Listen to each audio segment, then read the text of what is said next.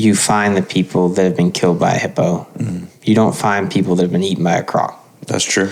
So, in my opinion, crocs kill more people in Africa than hippos do. But the thing is, you've got to find a body to really tally it. So they're able to do that with the hippo, not necessarily a croc. This is the Aptitude Outdoors podcast, where we interview conservationists, hunters, anglers, and outdoorsmen and women to bring you the greatest stories, information, and advice from the best in the world. All right, everybody, welcome back to the Aptitude Outdoors podcast. Thanks for tuning back in. Today, our special guest is Jake Hill.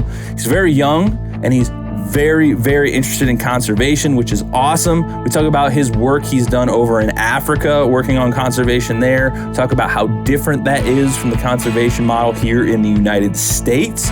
We also talk about the work he's doing down in Texas with the East Foundation, figuring out how to make cattle farming and cattle ranching more sustainable and how that can work with wildlife management on these ranches to make it all work together. It's pretty interesting stuff, so I hope you really enjoy it. We also talk about his work that he's doing now, where he's going to get a degree in law to make stuff better for wildlife down the road. Impressive dude. Before we dive into this episode, though, we got a quick word from our sponsors. This episode was recorded live at the 2023 Hunt Fish Podcast Summit, where podcasters and guests from across the country come together to talk about their passions for hunting, fishing, and conservation. This year's summit is brought to you by Waypoint TV, Ron Hoover Marine of Galveston, Spot Stalker Guide Service, the Wild Sheep Foundation, Galveston Fishing Company, Captain Experiences, and Badger Claw Outfitters. I've heard a lot of good things about you. You know, I was in a car with Chester for quite a few hours over the course of this week. And, you know, I'm always impressed by people who know what they want to do when they're young. Because I had no idea what I wanted to do, man. And you're like face first diving down the hole of conservation, which is pretty uncommon. You know, a lot of people don't really get into conservation at all. And then to do it when you're young is even cooler. So how did you find that conservation was your thing? Because it's rare. Yeah, I was honestly, my case was a little bit special, and when I say special, it was when I don't mean like, oh yeah, I was, you know, the guy. What I mean was I was really lucky. Mm-hmm. I was really fortunate. That doesn't happen for everybody or for most people. So I knew that, you know, I grew up in a rural family. Grew up on our family farm, you know, working cows, doing stuff, always doing stuff outside, you know, going fishing in creeks and lakes, and, you know, grew up hunting with my dad and everything. So I didn't have to learn to be outside like a lot of people do these days. And so I never really saw myself as doing something in the city or anything like that. I knew the space I wanted to be in. I wanted to be outdoors. And I'm thinking all this, you know, when I'm obviously a young kid, you know. And so anyway, but I had no idea what that looked like. I didn't know what was out there. But anyway, one day we had a lease down the road from us, and a bunch of cows got out. The fence was down, and it went onto the neighbor's property. Anyway, we went and knocked on his door to ask him if we could go on his property and get our cows back and everything. And we got talking to him and figured out he was a wildlife biologist. Mm. And I was like, I don't know what that is, but it sounds cool. Sounds something like I might want to do. And I talked to him a bit more, and then I was like, yep, that's what I'm going to do. And I met him when I was 13 or 14. And ever since then, I mean, this space has just really been who I am and what I do. And I've, you know, slept, and, you know, breathed it for, you know, since then. So it's, I've kind of definitely, it's what I do. Yeah. So, yeah. That's awesome. And you have a pretty unique backstory. I mean, you've gone to Africa and done conservation work, and you've got to do a lot of cool stuff. What was that? How much different is Africa conservation compared to conservation in America? Because we have the North American model of wildlife conservation. Mm-hmm. Do they kind of base stuff off of that model? Because as far as I know, we kind of created it, and everybody else is kind of figuring out their own thing. But that continent is a different planet. Yeah, and it's nothing is the same at all. One of the principal guiding tenets of the North American model of conservation is wildlife is not a private resource. Mm-hmm. That's like one of the fundamental. It's a public trust resource. In Africa, it's a private resource, and it's either the private resource of the landowner or it's the private resource of the government. It's not the private resource it's not the resource of the people. Mm. So somebody owns it, and so that alone dictates a lot of other stuff that's different than ours. Management, in general, is different. The science they have for their wildlife, they're about 100 years behind us. Really? So as far as the wildlife goes, their forestry management is non-existent. It's even worse than their wildlife. So it is just a completely different planet, different cultures, different societies with much different values than ours. Third world, low socioeconomic conditions, and all of that comes together to create just a different dynamic altogether. And they're about 100 years behind us on those things, but frankly, not a lot of people realize it, but we, America, are about 100 years behind Europe.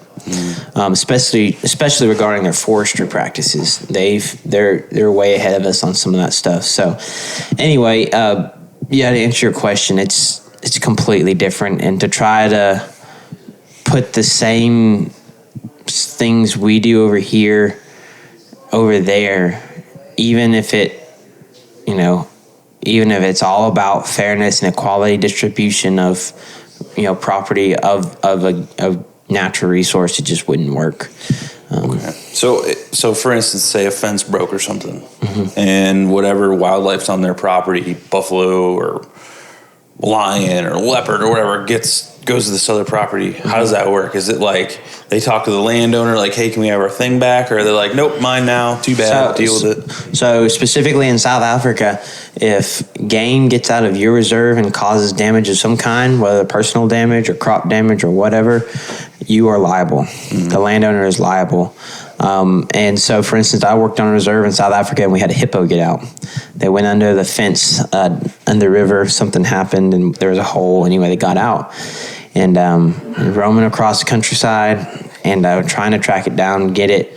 And Nature Conservation said, like, you need to come take care of this hippo, because if it kills somebody or does anything, they are liable. And I actually ended up killing a dog while it was out. And so it's very much, it's your problem. So you've got to come. And obviously it's like, if we know it's out, like if we get, like we had an elephant breakout of the reserve as well, as like, we're like, can we have our elephant back? So it's not like here, it's like a deer jumps over onto somebody else's property and now it becomes, their private land. Still not their deer, but it's their private land. It doesn't work that way over there. So it's like, that's your animal. It's like livestock. Yeah. So that makes sense. And I think a lot of people that don't think about or understand conservation, how it works, because mm-hmm. it's a very complicated topic. It's a very complicated thing. And a lot of hunters know that they contribute to conservation. They don't really understand how. Mm-hmm. But one of the things that I've noticed with the North American model is it's so unique in that wildlife isn't owned by anyone, and I think a lot of people take that for granted mm-hmm. because they're like, even landowners, they'll be like, sometimes you hear all those stories about dudes get deer running off their property and people shooting, like, that's my deer. Like, right, it's not your deer. No deer belongs to anyone, and that's a great thing. Is there any stuff that there's a lot of controversy around the North American model failing in a lot of ways too. Have you heard any of those issues, and do you maybe think about them or agree with them? No, definitely, yeah. By and large, the North American model still is pretty strong as far as its applicability to our current situation, but we've got to remember that model was developed in a different culture. It was developed in a different economy. It was developed at a different state of our wildlife. That was developed at an all-time low of our wildlife. And so times changes, people change, cultures change, values change, and it now has I don't know, shortcomings if that's the right word. But it's definitely not foolproof. So there in my realm of work and communications, there has definitely been a somewhat of a not a movement, but discussions to maybe address some of those in the North American model. So we need to be careful to remember a North American model is not a legislation. It's not an act. It's not an enforceable document. North American model is a guiding principle. It's not, so whether we change something on that piece of paper of the North American model, that doesn't mean it's going to be changed in legislation. So if we do something with the North American model, it's got to be then transposed into legislation. So just, we could talk all day about what we don't do and don't like about the model, but until it gets actually put into legislation, it's not going to have much of an effect. So. Yeah, and there's a lot of, it gets complicated because it's state to state. Everybody has different game regulations. Everybody has different laws. And there's organizations out there that the average citizen can go and get things changed. I watched it happen in Michigan last year. Dude single-handedly went up against, he went and testified in front of NRDC and stuff to get spearfishing legalized in the Michigan. And it's game laws are static. They're always changing based on population, public opinion, even in some certain states. And even, I'm sure you saw that big controversy, the black bear season getting shut down. I think it was in Washington or something, and people went absolutely insane. So it's not impervious to No, 100%. Yeah. And with anything, wildlife can become extremely politicized for different motives, different reasons. So it's, anytime you involve people into something, it can tend to get convoluted at times. So. We like to screw it up. So you're currently with the East Foundation, correct? That's right. Yeah. Yes, sir. So for people from Ohio probably have no concept of what the East Foundation is. So what do you guys do, and what's your role there? So the East Foundation is a research foundation. It's technically a agricultural research foundation, but it's not studying crops or anything like that. It's studying the wildlife and how wildlife and ranching can coexist, and we're research sustainable ranching, making sure we're having, good impacts on the land, exercising good land stewardship, having a holistic approach to managing the land. And we do a bunch of research. We've got about 217,000 acres that we do all this research on in the deep South Texas thorn scrub and / coastal sand sheet. We're kind of it's unique because our ranches fall right on that dividing line of coastal sand sheet or thorn scrub. So they started the foundation in 2007, and they've done a lot of great work with cattle, a lot of great work with endangered species like ocelots. They're doing a lot of work with that, and a lot of other work in general, looking at how management impacts wildlife and things such as that nature. So my position is I have a range management position with the East Foundation, and about 75% of my time is cattle operations. So, brandings, weanings, palpating, moving cattle, rotationals, pushing cows into new rotations. So it's a lot of that. And the other 25% is dedicated to a project that we've got going on about trying to develop some better methods of range analysis, that are more accurate and more efficient for time, because current methods are a little bit inefficient time-wise, and as well as inaccurate. They're kind of rough estimates. Yeah. But and then also among all that, trying to figure out how we can better develop stocking rates for out there. So yeah. So yeah, the way things operate down here, cattle wise, is way different than the way they operate up by me. We have, where I live is there's mostly like the confined operations, like the big cattle farms, and there's a lot of. I would say there's probably no research on how to make those more sustainable, if at all. And like one of our bigger concerns up in the Great Lakes region is the way the waste is managed, because out here they're free ranging a lot. I mean, is that true? Is that like, are there a lot of the cattle free ranging out here? Well, free ranging, like, like on these big open ranches and stuff, or right? Yeah, I mean, we've got a CAFO is what we call CAFO, is a confined animal feed operation, and that's based up. Most of those are based in the Panhandle, and so. On the majority of ranches, they're, just out in pasture. So that's what I mean. Yeah. Okay. So the CAFOs up by me, they're really close and they're really impacting waterways just because that much nitrogen is, you hear about the algal blooms of Lake Erie. They're starting to find that that's a big leading cause, and it's just waste management really is like one of the bigger issues. So how, like, you cannot have a population like we have in the United States or anywhere in the world without agriculture. If anybody tries to make that argument, they're absolutely out of their minds. Yeah. Because like none of us would be here without agriculture.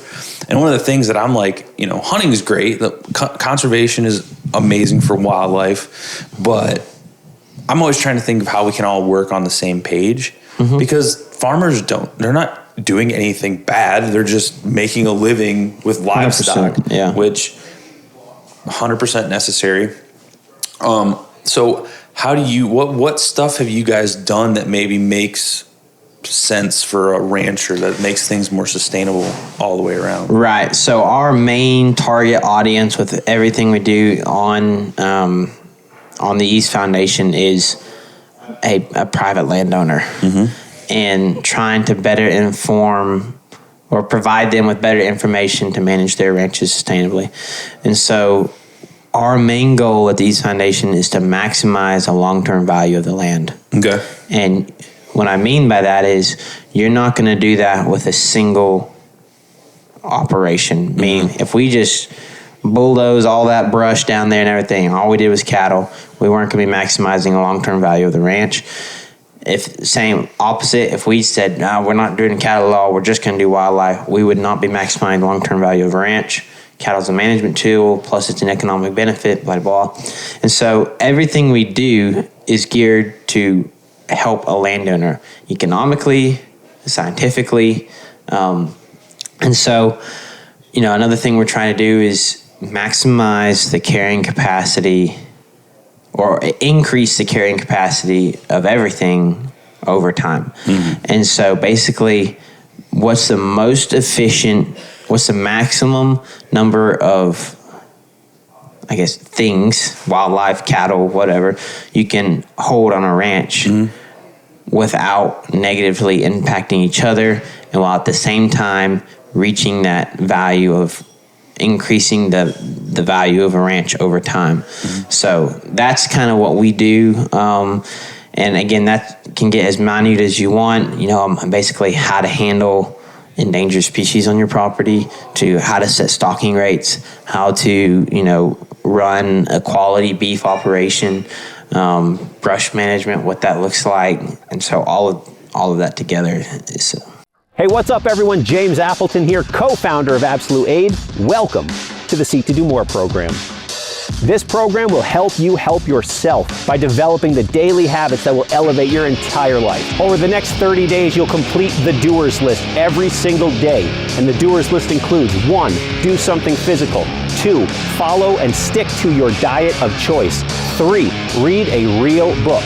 4, further your education on purpose. 5, dedicate time to your spiritual life. And 6, dedicate time to your hobbies. So if you're ready to take a structured, proven approach to build the daily habits that will allow you to get the most out of yourself, your time, and your life every single day, the Seek to Do More program is your blueprint. So make a choice, commit to yourself, sign up below, and let's get started.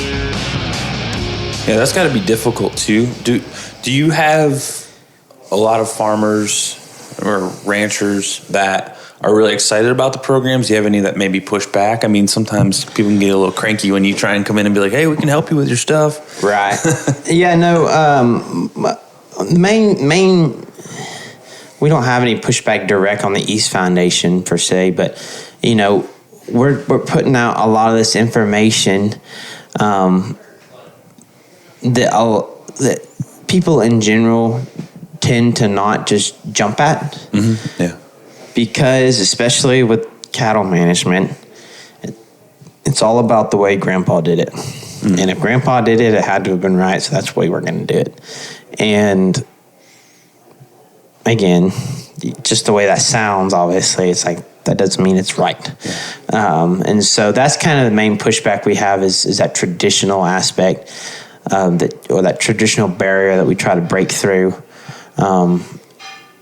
And so, yeah, that's just the only really kind of, I guess, pushback we get on some of those things. So you grew up hunting and fishing and stuff. Texas has a lot of unique hunting opportunities for stuff that you're not going to find anywhere else. Yeah. What's some of the coolest stuff that you've gotten to hunt? Because it's just so different down here. Like it's like pay to play, you know, sometimes. And well, yeah, like you said, you can find everything under the sun down here. It's cool. So, I mean, obviously, pigs, axis deer, aoudad, scimitar horned oryx. You know, they've got pretty much every species from Africa here. They've got, you know, things like red deer, sandbar deer, stuff from all over, black buck, nilgai. Nilgai is a big one. So we've got a bunch of obviously exotics across Texas, and there's no season on those. So you can hunt them year round, which, you know, I like because, you know, it gives me something to do in the off season. Mm-hmm. But yeah, there's lots of opportunities to do that, you know, throughout Texas. So I noticed I guess it's not that weird landscape-wise, but there's this connection between Texas and Africa. You get a lot of like African safari organizations, like big game hunting organizations here. Mm-hmm. Why? That's a strange connection to me coming from the Midwest. You're talking about like Dallas Safari Club and Houston Safari Club? Yeah. So Dallas Safari Club, the reason Dallas Safari Club used to be a chapter of Safari Club International, and then Dallas Safari Club got so big that it became its own entity. So it just happened to fall that way. Houston Safari Club, I'm not aware of their origins, but anyway, you've got a state that's very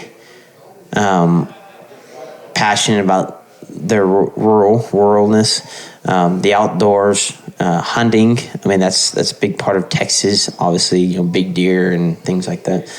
And then you've got a big economy here. I mean, we've got giant metroplexes of Houston, Dallas, San Antonio, elsewhere that attract, you know, business and wealthy people that can afford to do those kind of things. And so it kind of makes sense to have those big organizations centered around that kind of culture. So, have you hunted in Africa, or did you just do research over there? No, I've shot quite a bit over there. Yeah. Quite a bit is what I mean is volumes, not necessarily species. Mm-hmm. Shot a lot of warthogs, a lot of impala. Part of my job at one of the reserves I was working at was culling. So culling for meat and rations as well as for population control. But shot a zebra and some kudu, wildebeest, things like that. So it's got to be a strange experience. Was it surreal going over there the first time? It was kind of, Africa had been a dream of mine since before I even thought about being a biologist.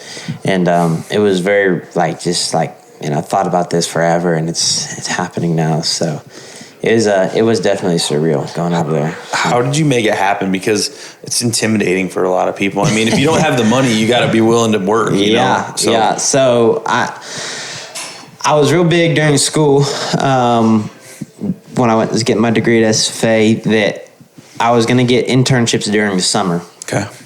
And I wanted to use those for different experiences. And so I was like, I really want to go to Africa and do something, work over there. And so I ended up going to the Dallas Safari Club show. They have every January. I was working as a show intern, convention intern.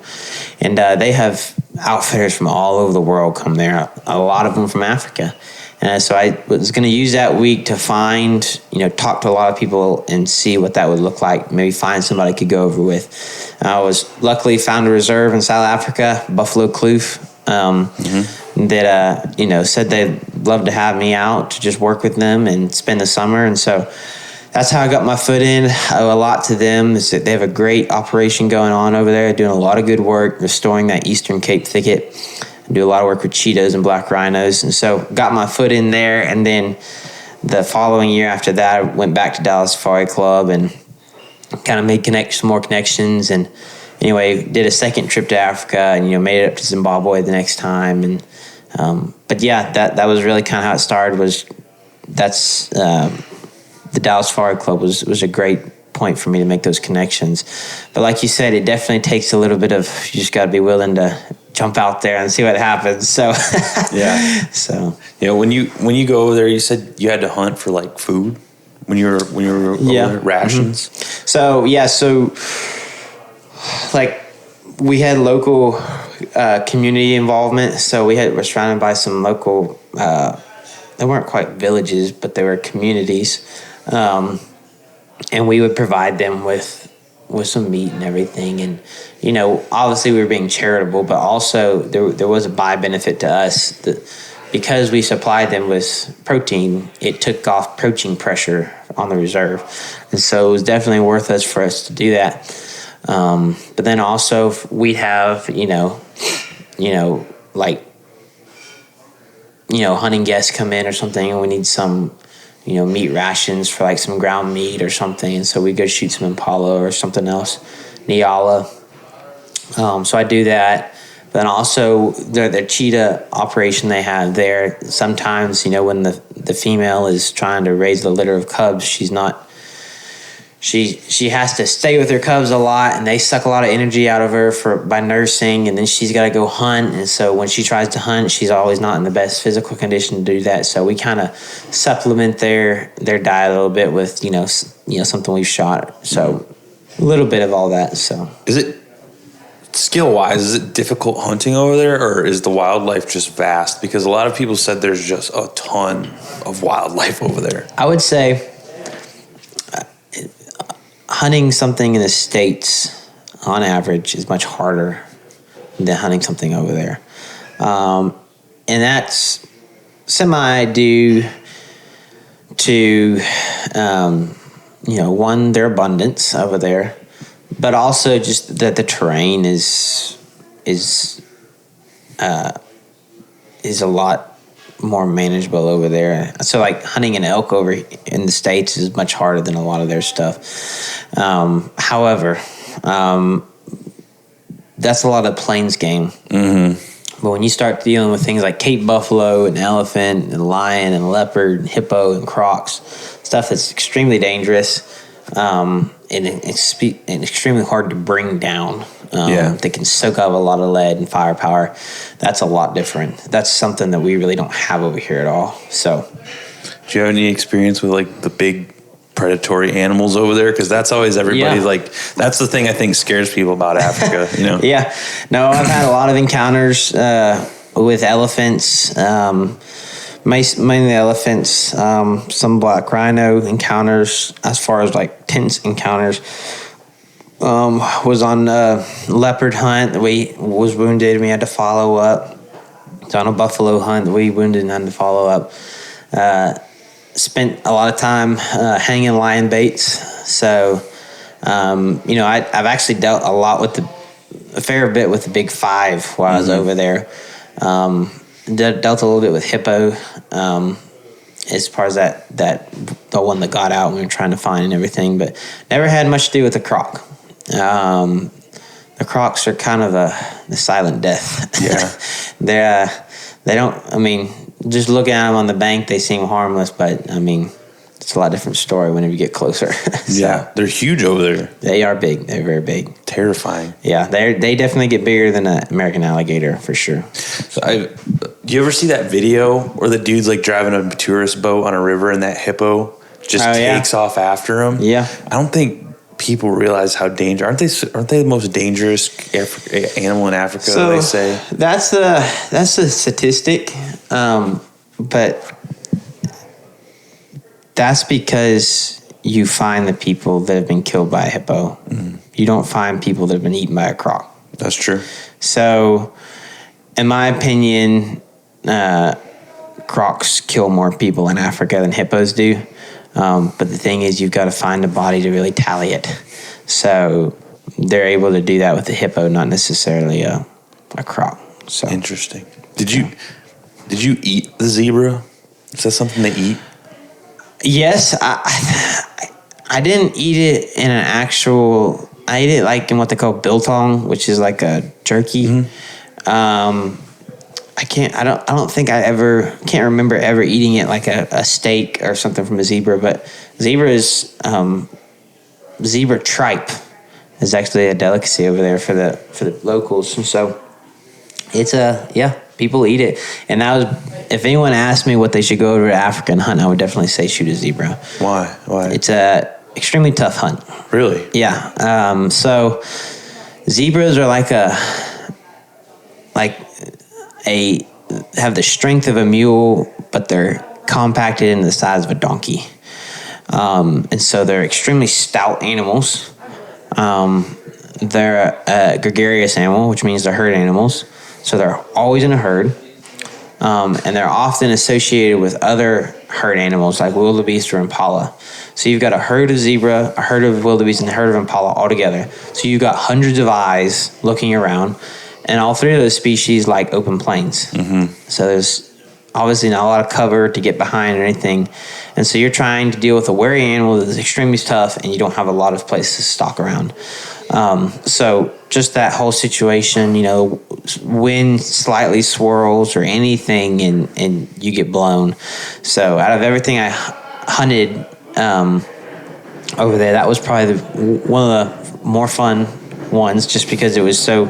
It's like just playing a game of chess the entire time. Yeah. So I heard they're super mean. They can be. Yeah, you definitely be careful walking up on them. They've got a mean bite. Dang. So. Yeah, they're not the cute little chewing gum mascot. No, not exactly. Yeah. So, I don't know. You got this cool experience over in Africa. You're working in conservation actively now. What's your next plan of attack? I mean, I heard Chester say something. You might be doing some law stuff to try and for conservation issues. So in August, I start law school at Texas Tech University, and I'll be focusing in wildlife and forestry kind of law. Mm-hmm. That falls into the natural resource realm, but focusing specifically on those kind of issues.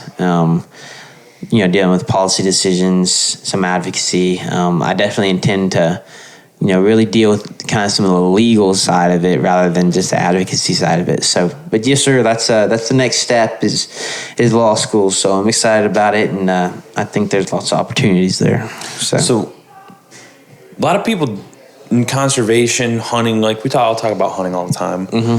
Forestry side of things kind of just gets pushed under the rug for a lot of people. Right, a lot of people care about it too, but hunters specifically are worried about the animals and the landscapes. Forestry is a different ball game. So what can you sum up forestry for people who don't really understand the concept?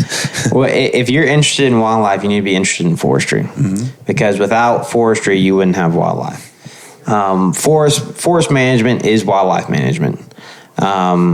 And frankly, if wildlife management is going to, if we're talking about importance, forest mm-hmm. management is more important than the wildlife, because forest management, it's habitat management. I mean, so everything you're doing out in the forest is impacting wildlife habitat. And so forestry is a great, it's kind of like running cattle in South Texas, except farther north. It's a great opportunity for economic returns for a landowner while at the same time improving wildlife habitat. So definitely having a good forester consulting on those decisions, for whether for your property, for, national forest or whatever, that's extremely important. So, yeah. And I don't know the truth of this, but in the statement, but the way I think about it is generally if the ecosystem's healthy, if the landscape is healthy and the forest has all the stuff it needs to support wildlife, the wildlife's going to do their thing. Right. They're going to reproduce and they're going to have healthy populations as long as there's the factors there. Because, you talk about wild sheep is a big thing. And you talk about, they don't have water. That's a big issue for them. Yeah. They have, these issues running into farm sheep and stuff where they're getting this disease and stuff. But if they were in their natural habitat and humans wouldn't have been over here and like basically eating up habitat, then they'd be totally fine. Habitat loss is generally, from what I've understand, the biggest factor to a lot of animal decline scenarios. It is, yeah. And, it is, yeah, by and large. We don't live in the landscape that we used to, pre-settlement, and so it's a lot different dynamic, and that's definitely a major challenge we got to face. So. Well, that's why just talking to you about the way Texas manages for agricultural animals and wildlife is much better than the opposite, which would be one or the other. Right. Because big swaths of corn, soybean, farmland is basically like washed clean of wildlife. I mean, deer still will come out and eat that stuff. And you're having these big segmented forests that used to, the eastern United States, I mean, you've heard it. You've taken wildlife stuff. You've heard, squirrel used to be able to walk from the East Coast all the way to whatever on treetops. And American chestnut, it's not like that anymore. Yeah. And so a lot of the bickering going on within conservation circles and environmental circles, and they're always pushing them back against each other. It's like, if we could figure out how to do what you're doing actively in Texas everywhere, you can have these things coexist and everyone wins to the extent of maybe there's never going to be a great solution for all the way around. Right. But maximizing for both is better than maximizing for one or the other and having conflict. And it's hard to, like you're saying, sometimes people just got to make money.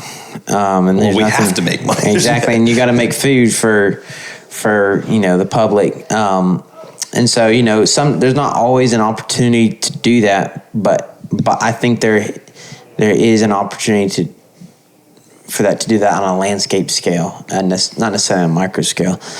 And I think something also too to think about is, we have these large agricultural fields that, do take up a lot of, are devoid of a lot of diversity.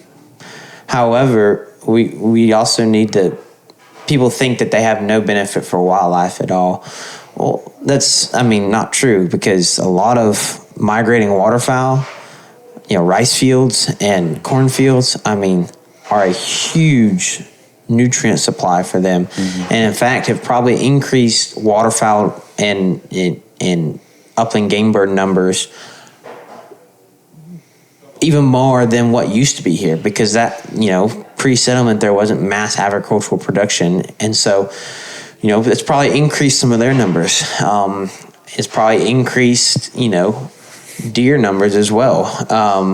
So it's it's just kind of like a frame of reference sometimes too, is like, what are we comparing it to? So, but definitely there is opportunities to figure out where we can make them kind of coexist together. So. Yeah, and there's a lot of people like to simplify things too much. And again, back to my point from earlier, without the world runs on corn. Like without corn, none of this exists. Like everything we ate this morning probably was a byproduct of corn in one way, shape, or form, because it's just the sugar, a lot of, stuff that's in sweetener, anything, oil at this point, some gas and stuff. All of it runs on corn. If corn wasn't a staple food source, I mean, the world population would be gone. Right. Because even with cattle, people could live without eating a steak every day or burger, but without like corn as a main nutrient source, it's in every single thing you buy at the store. And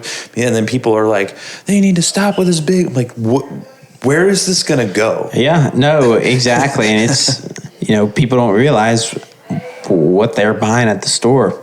And, we're like, all right, you take that away, and now you can't go buy half of what you used to at the store. And it's a real, like everyone knows now, we become so disconnected on where we get our food.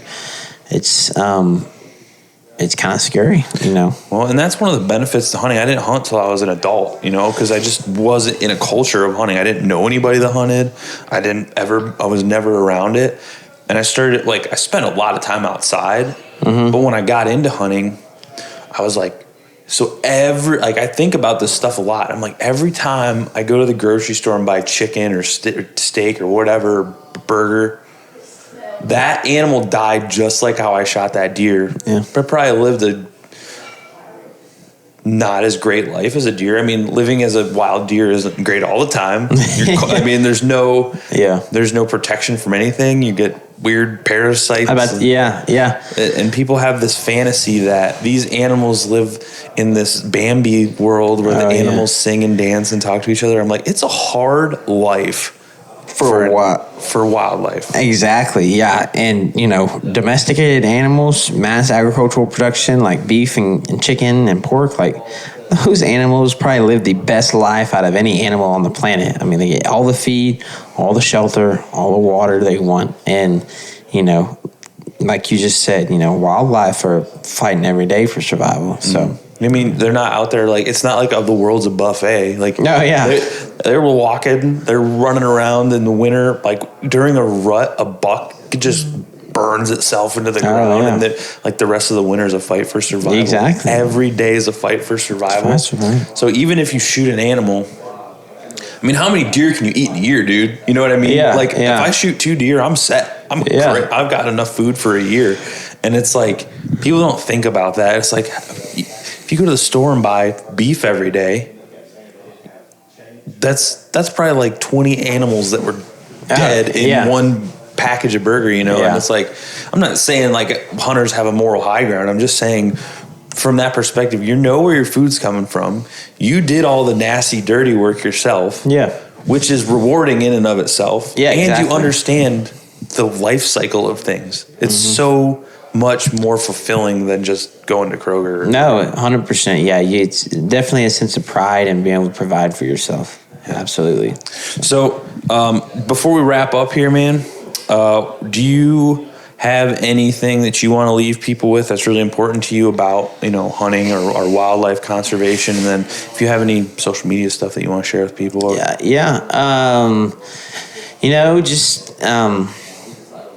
We've got a lot of issues we face as a society at the moment, as far as where we're going. And, but I guess my piece of advice would maybe don't undersell the importance of conservation.